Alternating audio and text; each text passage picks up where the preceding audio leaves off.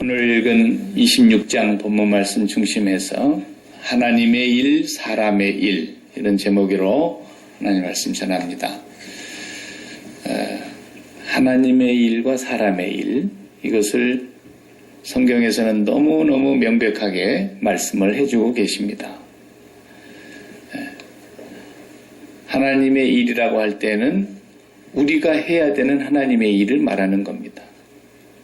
하나님은 또 하나님 일 하시고 계시는데 우리가 해야 될 하나님의 일 그리고 하나님이 원치 아니하시는 사람의 일 이걸 지금 얘기하려고 제가 제목을 그렇게 정했습니다. 예수님께서 우리가 잘 아는 오병이어 물고기 2마리 보리빵 5개로 가지고 수많은 사람을 먹였습니다. 그랬더니 사람들이 갑자기 소요가 일어났습니다. 이분을 우리의 임금으로 세우자.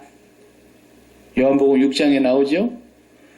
그러니까 예수님께서 제자들을 먼저 떼놔야 되겠다 싶어서 제자들을 배를 태워가지고 빨리 건너편에 갈릴리 바다 저쪽 건너가 있어. 이렇게 하고는 예수님이 백성들을 설득을 해서 다 집으로 돌려보냅니다.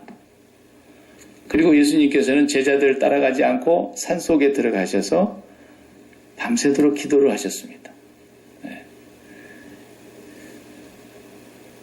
그리고 다음날 바다 건너편에 예수님이 가 계셨습니다.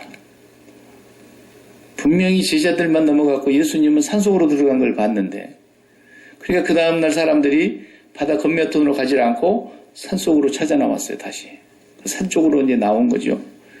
찾아도 예수님이 안 보여요. 그래가지고 또 저쪽으로 건너갔습니다. 선생님 언제 여기 넘어오셨습니까? 어제 제자들만 가던데요. 밤새 예수님이 제자들이 풍랑에 만나서 막 이 물에 빠져 죽겠다고 아우성치고 있을 때 예수님이 물 위로 건너가신 장면이 나오잖아요. 밤에 가셨어요, 주님이. 그랬더니 예수님께서 뭐라 그러셔요? 그 몰려온 백성들을 두고 야, 너희가 나를 찾아온 것이 빵 먹고 배불러서 왔지? 그랬어요. 제발 썩을 양식을 위해서 일하지 말고 썩지 아니할 양식을 좀 위해서 일을 좀 해라. 그랬다고 예수님이.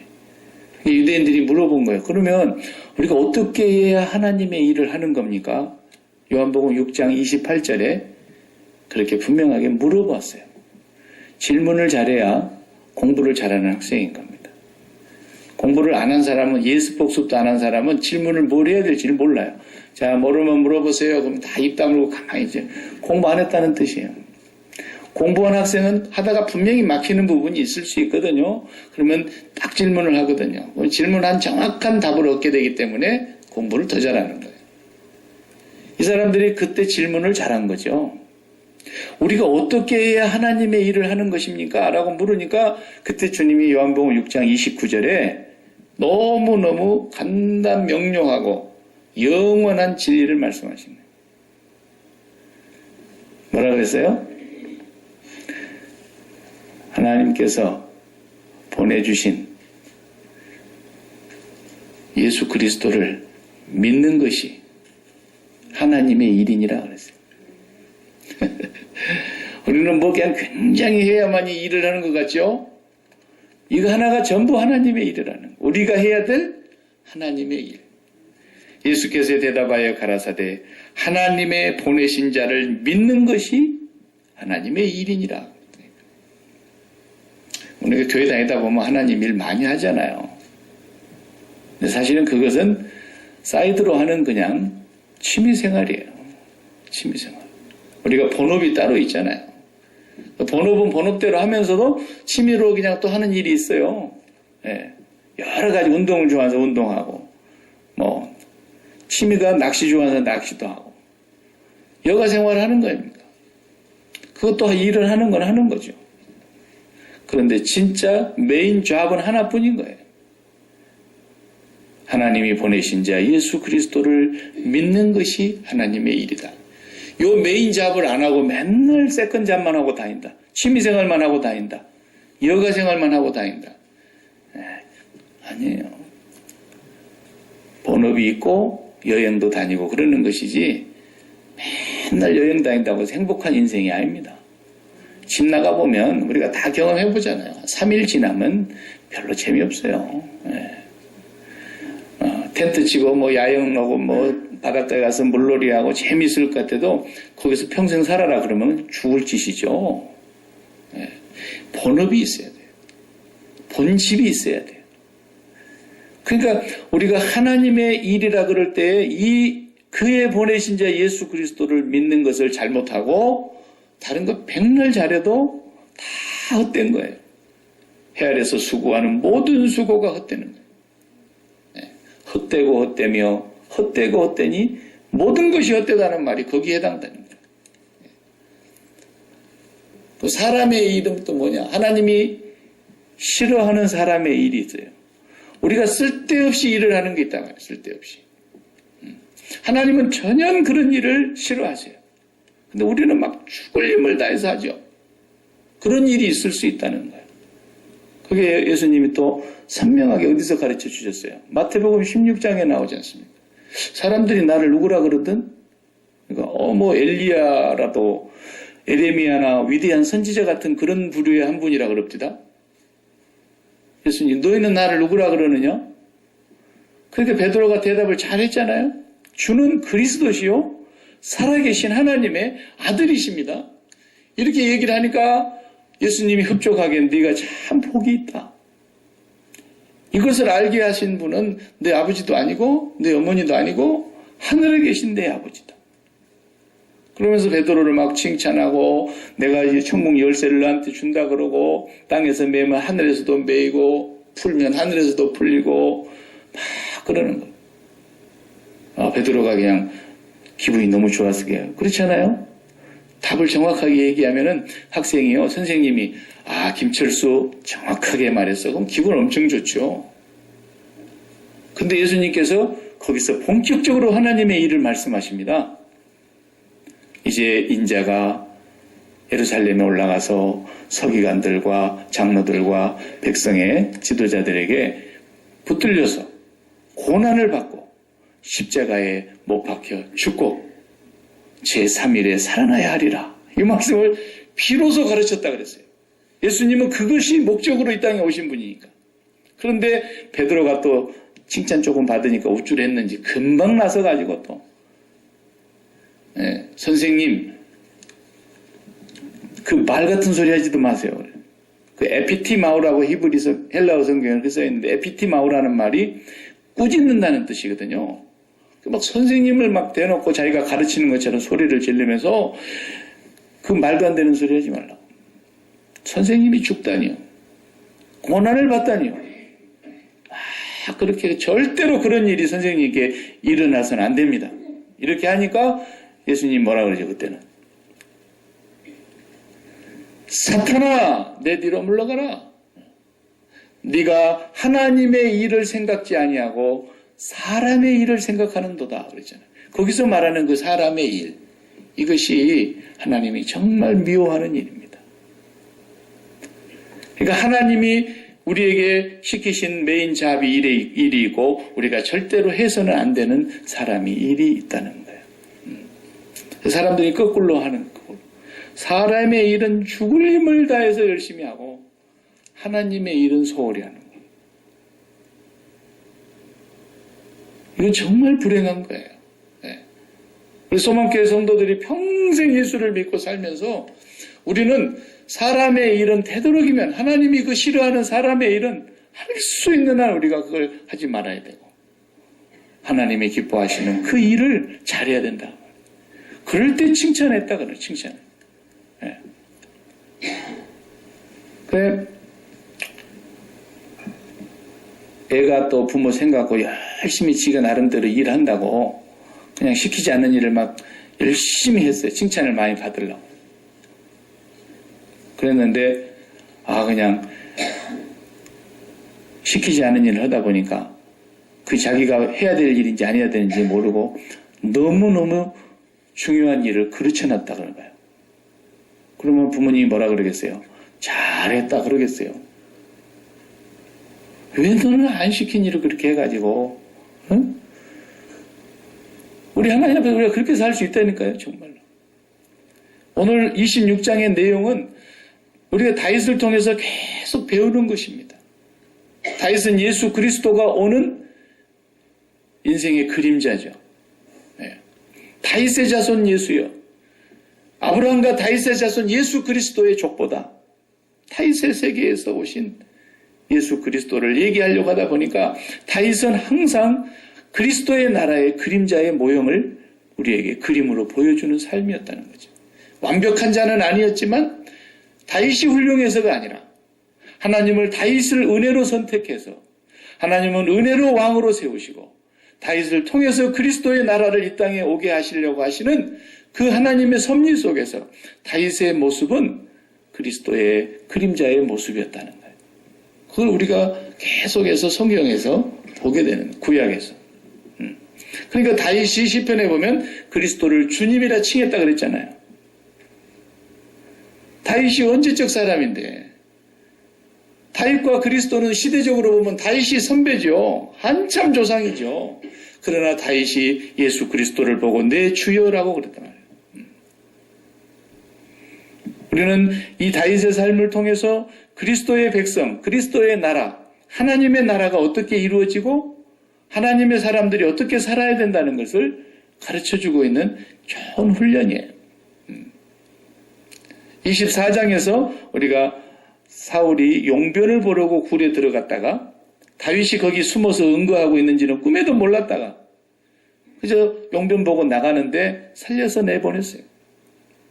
그리고는 내가 당신을 죽일 수 있었지만 하나님이 정말 나한테 오늘 붙여줬지만 내가 죽이지 않고 당신의 옷자락을 이렇게 좀 뱉는데 보시라고. 그때 사울이 막 울면서 우리식으로 보면 막 통회한 것처럼 그렇게 나와 있어요. 성경에. 통에 잡아온 거죠. 그 장면이 24장에서 우리가 이미 다 봤어요. 다윗이 사울에게 이같이 말하기를 마침에 사울이 이르되 내 아들 다윗아 이것이 네 목소리냐 하고 소리를 높여 울며 다윗에게 이르되 나는 너를 학대하되 너는 나를 선대하니 너는 나보다 의롭도다. 네가 나 선대한 것을 오늘 나타냈나니 여호와께서 나를 네 손에 넘기셨으나 네가 나를 죽이지 아니하였도다. 사람이 그 원수를 만나면 그를 평안히 가게 하겠느냐? 네가 오늘 내게 행한 일로 말미암아 여호와께서 너에게 선으로 갚으시기를 원하노라.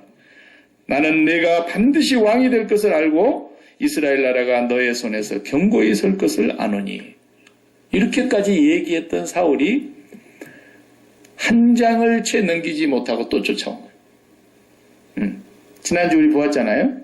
나발의 어리석음, 그리고 나발의 아내 아비가일의 그 지혜로, 그리고 다윗이 막 그 분노와 성을 참지 못해서 칼을 들고 갔다가 그 아비가일의 지혜로 말미암아 그 위기와 큰 실수를 모면하게 된 내용을 보았어요. 그 일이 있고 나서 바로 또 26장에 다윗이 위험에 처합니다. 오늘 본문을 보시면 10사람들은 사울의 편에 선 사람들이거든요. 정치적으로. 사울의 왕국에 손을 들어주는 사람인 거죠.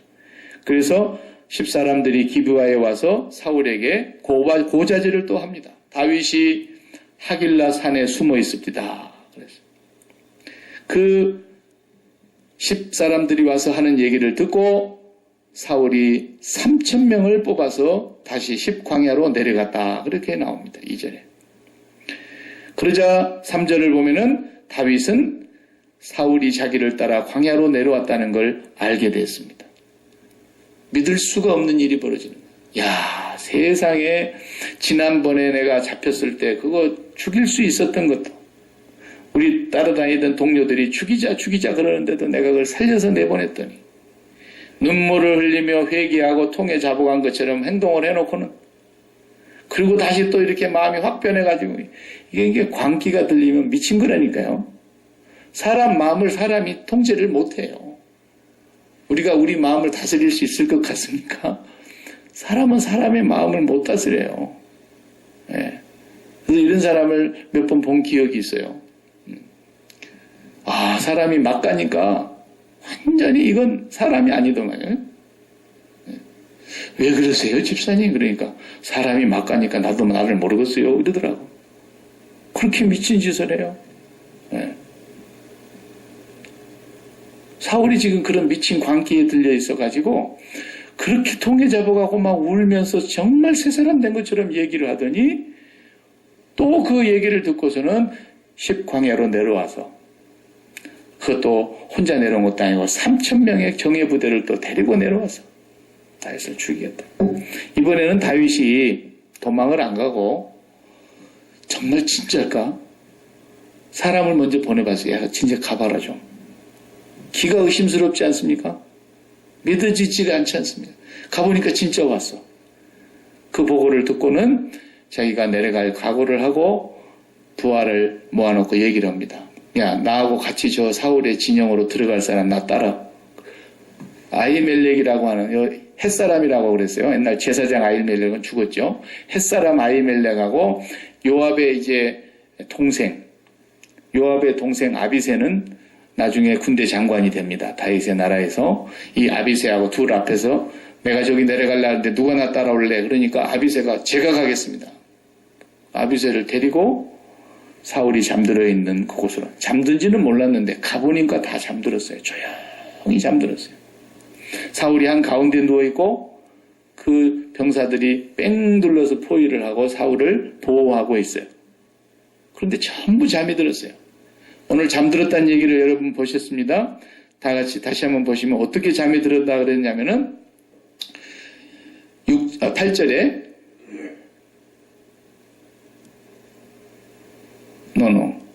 잠든 얘기를 12절로 다 같이 다윗이 사울의 머리 곁에서 창과 물병을 가지고 떠나가되 아무도 보거나 눈치채지 못하고 깨어있는 사람도 없었으니 이는 여호와께서 그들을 깊이 잠들게 하셨으므로 그들이 다 잠들어 있었기 때문이었더라. 이거 굉장히 중요한 본문입니다. 여호와께서 깊이 잠들게 하셨다는 이 단어가 아주 중요한 얘기예요. 어쨌거나 그 하나님께서 전부 잠을 달게 했는데 보통 때 잠자는 것처럼 잠을 자게 한 게 아니라 대개 군인들은 이렇게 잠을 자도 선잠을 자죠. 토끼잠을 잔다 그러잖아요. 보초를 쓰다 보면 너무 피곤해서 잠이 올 때가 있어요. 보초의 수칙 절대 앉지 마라. 반드시 앉으면 자게 돼 있으니까.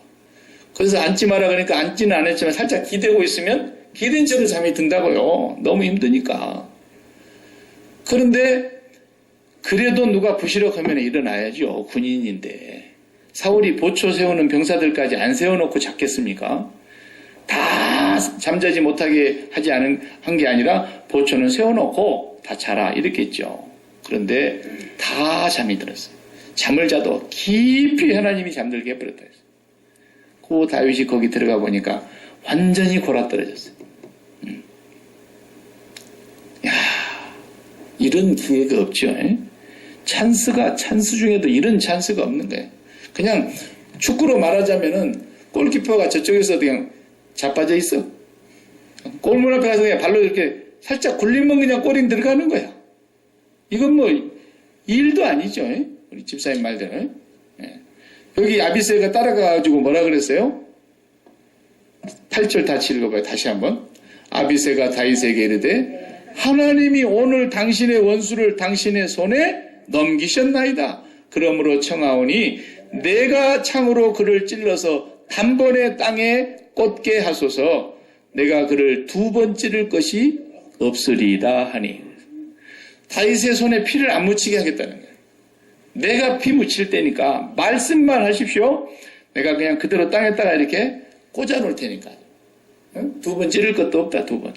심장을 꿰뚫어서 땅에다 이렇게 박아버리겠다는 거 아닙니까? 그 다윗의 손에 피도 안 묻히고 명령만 하면은 하나님이 오늘날 당신의 원수를 당신의 손에 붙였습니다. 지금 2번째입니다. 그런데 9절에 다윗이 아비새에게 이르되 죽이지 말라. 누구든지 손을 들어 여호와의 기름 부음을 받은 자를 치면 죄가 없겠느냐 하고 10절 말씀 다윗이 또 이르되 여호와께서 살아계심을 두고 맹세하노니 여호와께서 그를 치시리니 혹은 죽을 날이 이르거나 또는 전장에 나가서 망하리라. 네. 굉장히 중요한 말씀이에요. 절대로 내가 할 일이 아니다라는 거예요. 이건 하나님의 일이라는 거예요. 앞에서 예수님이 하신 말씀도 하나님의 일은 그의 보내신 자를 믿는 것이다 그랬는데, 다윗도 이건 하나님의 하실 일이지 내가 할 일이 아니야. 이건 네가 그런 식으로 하면 이건 사람의 일이라는 거예요. 해서는 안 될 사람의 일이고 내가 할 일은 그게 아니다라는 거예요. 사울과 다윗을 놓고 우리가 지금 보고 있습니다만은, 사울은 계속 자기 왕권을 지키는 일을 목숨을 걸고 합니다. 힘을 쓰고 합니다. 지 왕권을 지가 지켜보겠다고 몸부림을 칩니다. 근데 다윗은 자기 앞에 그냥 차려진 밥상이 왔는데도 안 먹습니다. 사울이 눈앞에 하기를 2번씩이나 지금 왔는데도 자기가 그걸 죽이기만 하면 더 이상 쫓겨다닐 일도 없고 이제는 나라를 평정해서 왕권에 올라가면 끝나버리는 일인데, 자기가 그 왕권을 스스로 취하는 노력을 하지 않습니다. 이것이 예수 그리스도가 다윗의 후손으로 이 땅에 오시는 그림을 보여주고 있는 겁니다. 하나님의 나라는 위로부터 내려오는 것이지 우리가 피 흘려서 싸워서 쟁취하는 게 아닙니다. 인류 역사에 가장 큰 잘못이 있다면 십자군 전쟁을 일으킨 겁니다. 그 시대는 암흑의 시대였기 때문에, 복음이 없었던 시대였기 때문에, 가장 기독교 복음이 창궐한 시대였지만은 진정한 복음이 없었기 때문에 정치, 경제, 예술, 문학, 체육 모든 부분을 다 카톨릭, 로마 카톨릭이 지배하고 있었던 1000년의 역사가 있었지만, 그 1000년의 역사 동안에 얼마나 많은 피를 흘렸습니까? 십자군을 일으켜가지고 그 십자군 전쟁에 참여하는 사람들에게는 하나님의 나라가 보장되어 있다고 거짓말로 해가지고 그 많은 병사들을 모집을 해서 이슬람, 지금으로 말하면 저 중동에 있는 사우디나 이라크나 이란이나 이런 모슬렘 교도들을 다 죽이는 일을 했지 않습니까? 지금 대갚고 있는 거예요, 저 사람들이. 예? 그때 십자군 전쟁으로 모슬렘 죽인 것을 숫자를 따져보면 우리 기독교인들은 아직도 멀었어요. 예? 그 사람들은 그 보복하는 겁니다, 지금. 이 땅에 하나님의 나라는 절대로 칼과 창에 있지 않다는 거예요. 예수 그리스도의 나라는 십자가로 이루어지는 나라이지 우리가 절대로 피 흘려서 세우는 나라가 아니다. 기독교는 어떤 상황 속에서도 폭력을 용인할 수 없습니다. 절대로 하나님은 폭력을 인정하시지 않습니다. 네. 하나님의 역사는 반드시 사람의 손을 들어서 피 흘려 죽이고 빼앗아서 쟁취하게 하는 것이 아니고, 다윗은 그러니까 지나가면 지나갈수록 몇 번의 실수를 통해서 자기가 깨달은 것이, 나를 분명히 사무엘 선지자를 통해서 기름 부어 세워주시고는 왕이라고 그래놓고는 아직도 나에게 왕자를 주시지 않고 이렇게 나를 쫓겨다니게 하시면서 이렇게 위태한 가운데서 나를 지금도 하나님이 광야로 몰아내시는 것은 하나님이 하시는 일이구나. 이거 하나님의 뭔 뜻이 있구나. 그래서 자기가 스스로 왕위를 쟁취하지 않고 끝까지 사울을 살려내놓고 있습니다. 그래서 오늘 10절에 분명히 그럽니다. 여호와께서 그를 치시리니 죽을 날이 있거나, 지가 영원히 살겠어요? 혹시 죽을 날이 있거나 아니면 전쟁터에 가서 망할 것이다. 근데 어떻게 됩니까? 31장에 보면, 마지막 장에 보면 전쟁터에 가서 죽지 않습니다. 하나님께서 하실 일이다, 이거. 내가 할 일이 아니다.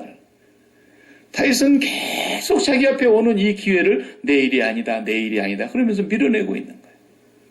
왕위를 차지하는 것도 내 일이 아니다, 내 일이 아니다. 뭔만 이 사람은 하고 있습니까? 모든 일을 하나님을 인정하고 있는 거예요.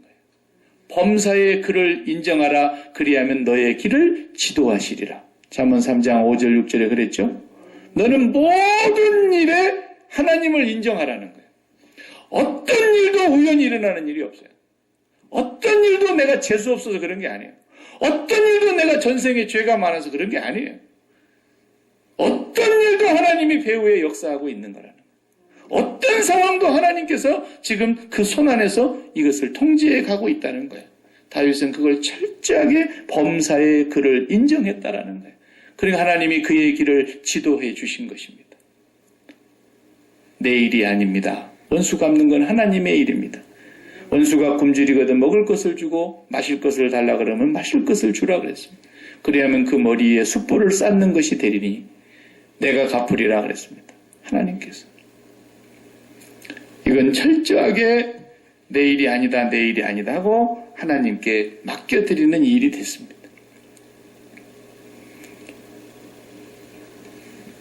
그 다음 말씀 우리가 다 읽지를 안 했지만은 뒤에 가서 조금 더 읽어볼 필요가 있는 본문이 있습니다. 자, 한번 우리 같이 읽어보십시다.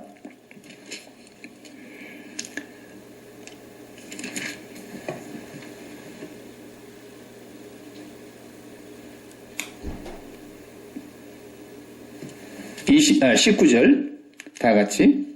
원하건대 내 주 왕은 이제 종의 말을 들으소서. 만일 왕을 충동시켜 나를 헤아려 하는 이가 여호와시면, 자, 이게 중요한 말씀이죠.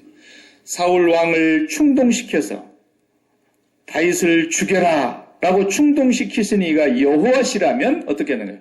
여호와께서는 재물을 받으시기를 원합니다. 내가 여호와께 기꺼이 내 목숨을 바쳐서 재물이 되겠습니다. 그 다음 말씀 그래 읽어보세요. 만일 사람들이라면, 다윗을 죽이라고 충동하는, 사울 왕을 충동하는 사람들이 사람이라면 그들이 여호와 앞에 저주를 받으리니 이는 그들이 이르기를 너는 가서 다른 신들을 섬기라 하고 오늘 나를 쫓아내어 여호와의 기업에 참여하지 못하게 함이니이다. 만약에 사람들이 다윗을 죽이라고 사울 왕을 충동하는 짓이라면 그 사람들은 여호와께 저주를 받을 것입니다. 왜냐하면 나를 보고 여호와를 떠나서 다른 나라로 가라는 말은 다른 나라에 가서 살려면 그 나라 왕의 섬기는 신을 섬기라는 얘기인데, 나를 여호와 앞에서 쫓아내서 하나님을 섬기는 기업을 뺏으려고 하는 그 사람들은 여호와께 저주를 받아야 될 것입니다. 이렇게까지 인정을 하는 거예요. 그러니까 철저하게 자기의 생명이 하나님의 손에 달려있다는 걸 인정해드리고, 저 사람의 생명도 하나님의 손에 달려있다고 인정해드리고, 원수의 생명도 하나님의 손에 달려있다고 인정해드리고, 모든 걸 하나님 앞에 다 넘겨드리는 거예요. 맡긴다는 게 그런 거라 했죠. 히브리 말에 가리라는 단어가 돌을 굴려보낸다. 하나님 앞으로 다 굴려보내는 거예요. 네. 내가 죽이지 않아도 하나님이 그를 치시리니 그냥 나이 들어서 죽을런지 전쟁터에 가서 죽을런지 죽기는 죽을 거다. 하나님이 처리할 거다. 그렇게까지 하나님을 인정하시는 겁니다. 이거 참 어려운 일이에요. 사람을 바라다 보면서 원수가 눈앞에 있는데, 사울도 인정하잖아요. 사람이 그 원수를 어찌 평안히 보내는 사람이 있겠느냐. 그런데 나는 네가 나를 평안히 보내어줬구나. 너는 반드시 네 나라가 이루어질 걸 나는 믿는다. 너는 이스라엘의 왕이 될 거야. 사울도 인정을 하면서도 그것을 안 뺏기려고 자기가 자기의 왕위를 지키려고 몸부림을 치는, 끝없이 사람의 일을 하는 베드로가 주님 앞에서 절대로 그런 일이 주님께 일어서서는 안 됩니다. 주님은 왕이 되셔야 되고 우리는 한자리 해야 됩니다. 그 얘기를 하다가 사탄아 물러가라 그러잖아요. 하나님의 나라는 그런 데서 오는 게 아니라는 거죠. 다윗이 이렇게 철저하게 하나님께 순종하기까지의 세월이 10년의 세월이 흐른 거예요. 인정하고 범사에 인정하는 거예요. 다 인정해 드리는 거예요. 여러분, 지금까지 살아온 세월 가운데 여러분에게서 있었던 일들을 인정하세요. 하나님 앞에서 그분을 인정하세요. 좋은 일만 하나님의 복을 주신 것이 아니고 원치 않는 일도 하나님을 인정하셔야 돼요. 하나님 인정하셔야 돼요. 나에게 해를 입힌 사람이 있습니까? 하나님이 반드시 갚을 거라는 것을 인정하시고 내 손으로는 어떻게 할 수가 없어요. 이게 빌라도가, 어떤 사람은 그런 허튼 소리를 하는 사람이 있어요. 왜 대제사장들과 서기관들과 백성의 장들과 종교 지도자들의 행포와 그들의 만행으로 인해서 예수님이 죽었는데 왜 빌라도에게 고난을 받아 십자가에 못 박혔다고 애맨 사람을 물고 늘어지냐? 그러면서 사도신경을 비판하는 사람들이 있거든요. 무식해도 한참 무식하다는 것을 스스로 탄로내고 있는 사람들이죠. 백성들은 절대로 사람을 죽일 권세가 없어요. 자기들의 일이 아니라는 걸 알아요. 사람을 죽일 수 있는 권한은 로마의 총독이 임명을 받아서 오 있는 빌라도밖에는 사형 온도를 내릴 사람이 없어요. 빌라도가 어떤 일이 있어도 못 죽여. 내가 보니까 그 사람 죄 없어. 이러면 못 죽이는 거예요. 아무리 죽이려고 해도. 오히려 죽였다가는 살인죄에 본인이 형벌을 받게 돼 있어요. 근데 빌라도가 슬쩍 피했어요. 밀란이 일어나게 될 것 같고 자기의 자리가 위태로워질 것 같으니까 이 군중들이 반란을 일으켜서 내 자리가 위태로워질 것 같으니까 그냥 넘겨줬어요. 그러니까 우리가 항상 그러잖아요. 이 나라에서 뭘 잘못하면 오바마 행정부를 욕하잖아요. 이런 사람은 다른 사람이에요. 순실이 때문에 지금 그네 누나가 얼마나 지금 욕을 먹고 있는지 몰라요. 같이 해먹었다라는 거예요. 어떻게 그 사람만 해먹이겠냐라는 거죠. 다 몰려가는 거예요. 다. 최고 책임자는 다 하지 않았어도 자기 행정부 아래에서 일어난 일이기 때문에 대통령이 다 책임져야 되는 거예요. 마찬가지죠.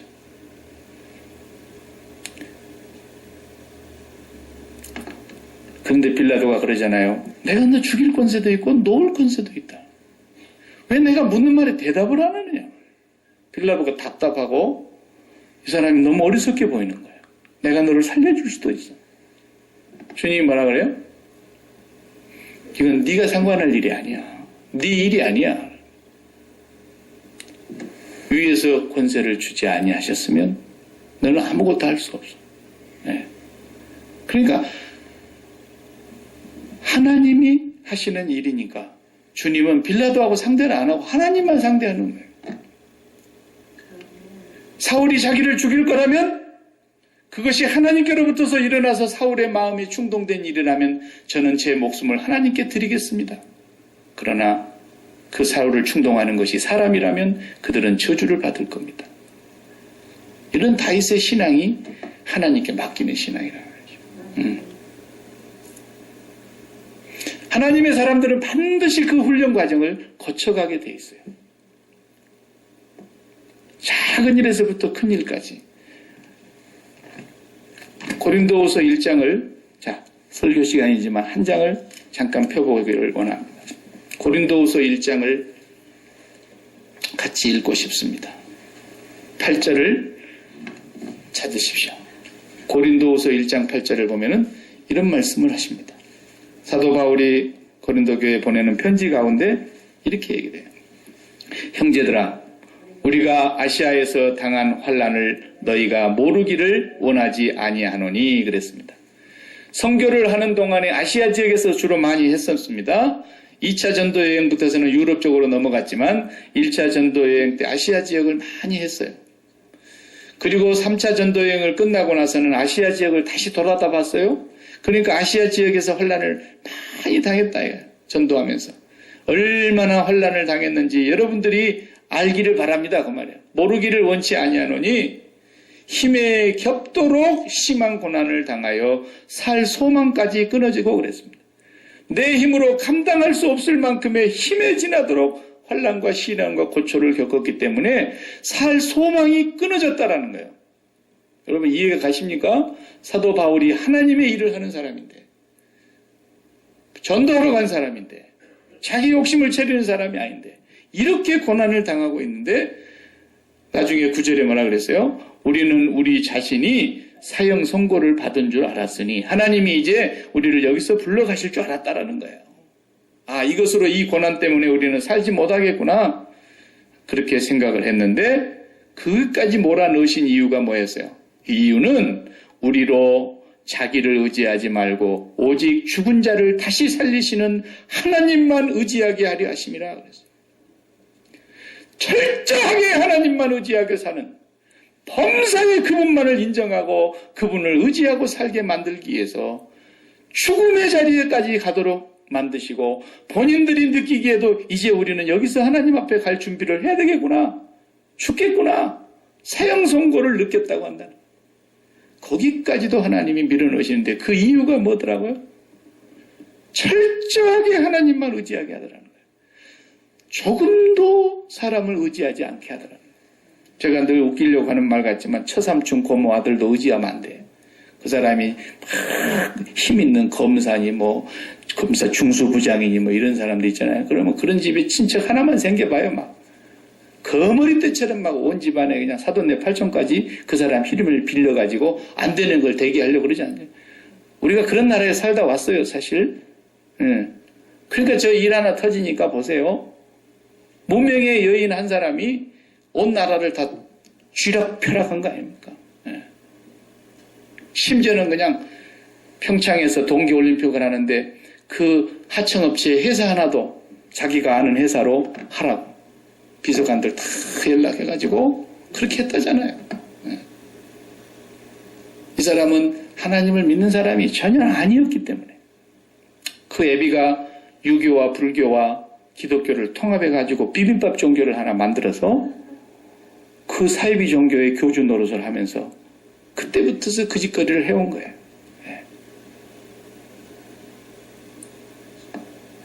하물며 그런 사람들은 그렇게 살지라도 하나님을 믿는 사람들은 그러면 안 되죠. 절대로 모든 결과를 하나님께 맡기라는 거예요. 이렇게 될지 저렇게 될지는 몰라요. 결과가 어떻게 나올지 몰라요. 그런데 내 마음에는 결과가 이미 정해져 있어요. 그래도 결과는 하나님의 손에 있으니까 우리가 무슨 일을 하든지 내 원하는 대로 될 수도 있고 안 될 수도 있습니다만은 꼭 내 원하는 대로 되기를 바랍니다가 아니죠. 예수님께서 하신 기도처럼 아버지여 할만하시거든 이 잔을 내게서 지나가게 하옵소서 그러나 내 원대로 마옵시고 아버지의 뜻대로 되기를 원하나이다. 이것이 우리 그리스도인의 마지막 신앙 고백 아닙니까? 그러니까 어떤 상황에 몰아넣어도 하나님이 그 상황으로 집어넣으신 이유가 있다는 거예요. 오늘 너희를 광야로 이끌어내서 40년 동안 만나만 먹게 하신 것은 너희 조상들도 알지 못하는 그 만나를 너희들에게 먹이신 것은 사람이 떡으로만 사는 것이 아니라 하나님의 입으로 나오는 모든 말씀으로 사는 것을 알게 하려 하심이니라. 떡으로만 사는 것이 아니라 여호와의 말씀으로 사는 것을. 그러니까 떡도 필요하고 말씀도 필요한다는 해석은 틀린 해석이에요. 물론 우리는 떡을 먹어야 되는 육신을 갖고는 있지만 그런 말씀이 아니에요. 여호와의 말씀만 있으면 떡 걱정을 안 해도 되더라. 그 얘기를 하려고 그러는 거예요. 250만이라는 인구가 40년 동안을 광야에서 살면서도 우리가 여호와의 말씀대로만 사니까 떡 걱정을 안 해도 되게 해주시더라. 그 말이지 떡도 있어야 되고 말씀도 있어야 된다는 그런 타협이 아니라니까요. 하나님만 있으면 살더라. 그랬는데 그것을 믿지를 못하고 끝없이 원망하고 불평하고 원망하고 불평하고 하니까 하나님께서 60만 명 그 건너온 젊은이들 중에 30만 대 1. 이 세상에 아마 어느 대학이 그렇게 들어가기 어려울까요? 어느 직장이 그렇게 들어가기 어려울까요? 30만 대 1. 딱 두 사람, 60만 명 중에 두 사람 가나안 땅으로 들어가게 해주고 다 홍수처럼 쓸어가시나이다 그랬어요. 모세가 기도할 때. 주께서 우리를 홍수처럼 다 쓸어가셨습니다. 30만 대 1이라니까요. 두 사람.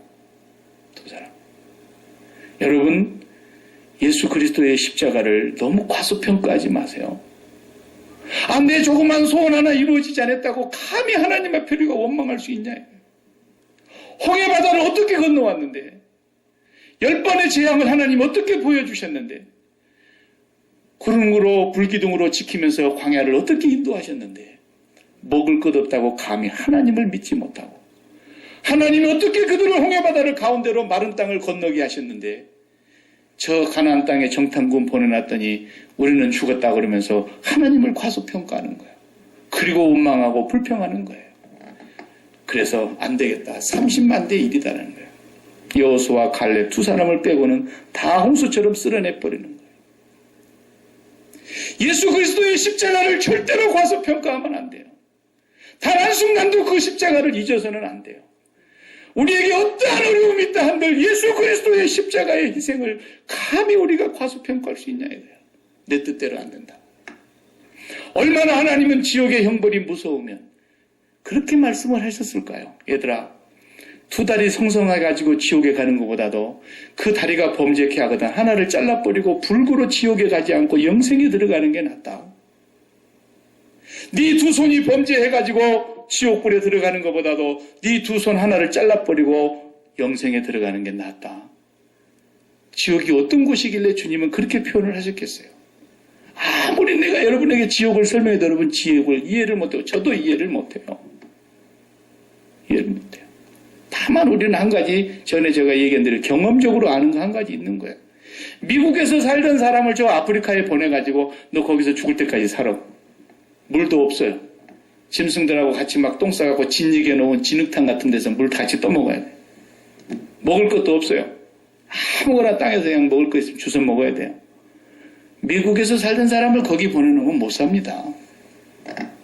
그걸 보고 지옥이라 그럴 거면 아마 자기 말은. 그러나 그게 지옥이라고요? 아니에요. 지옥은 그보다도 더 무서운 곳이에요.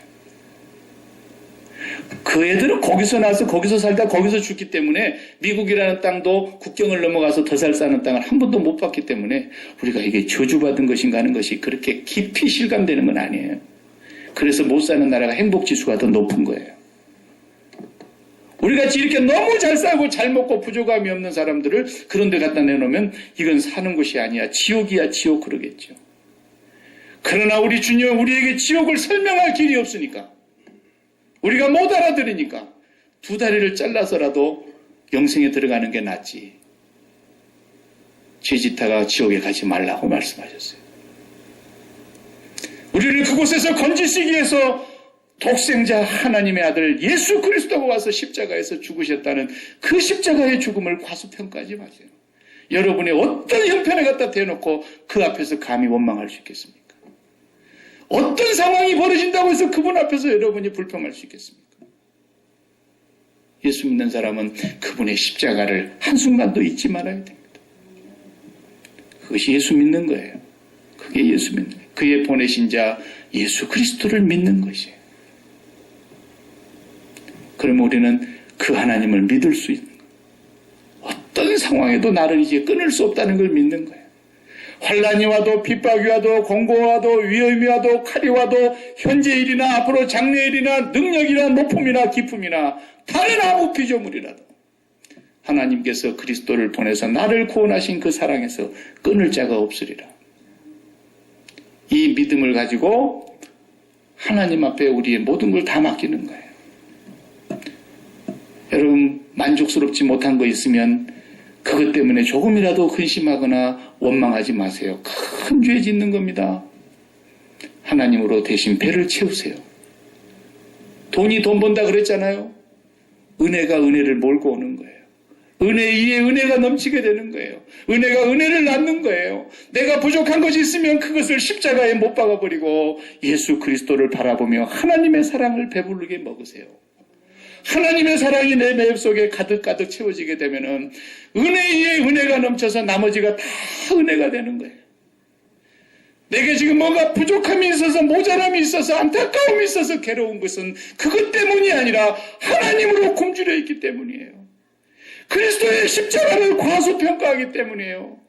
주님을 바라보지 않기 때문이에요. 이게 얼마나 무서운 죄인지 아십니까? 예수를 믿는다는 것은 바로 이렇게 우리에게 제일 중요한 하나님의 일이라는 거예요.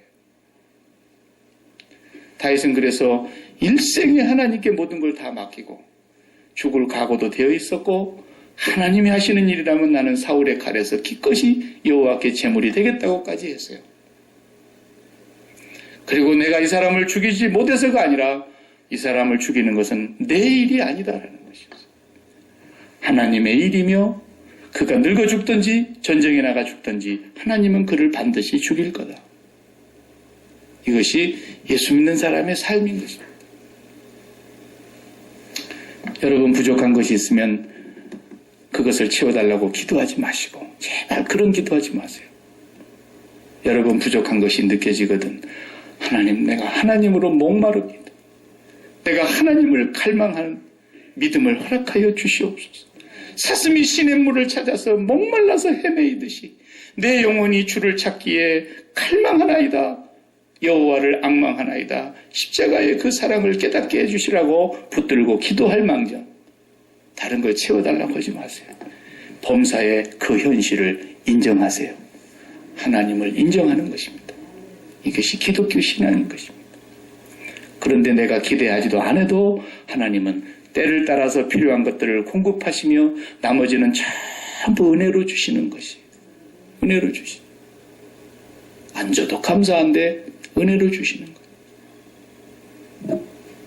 제가 요즘 전립선이 안 좋아갖고 전립선 약을 먹고 있는데 그 전립선에 대해서 제가 좀 연구를 해봐야 되겠다 싶어가지고 얼마나 의사가 없는지 약기만은 나를 돌볼 의사가 없다 그래서 에라 모르겠다고 안 가면 되지 뭐 그러고 내가 지금 이렇게 한번 연구를 해봤어요. 인터넷에 들어가서. 그랬더니 재미나는 게 있더라고요. 어제 내가 정미경 원사였지 신방하면서 그 얘기 했는데 프로제리아라고 하는 전립선 비대증에 먹는 약이 있어요. 근데 이게 먹는데요. 병든 낫지만은 완화돼서 좋아지지만 사이드 이펙트로 좋은 영향이 나오는 거예요.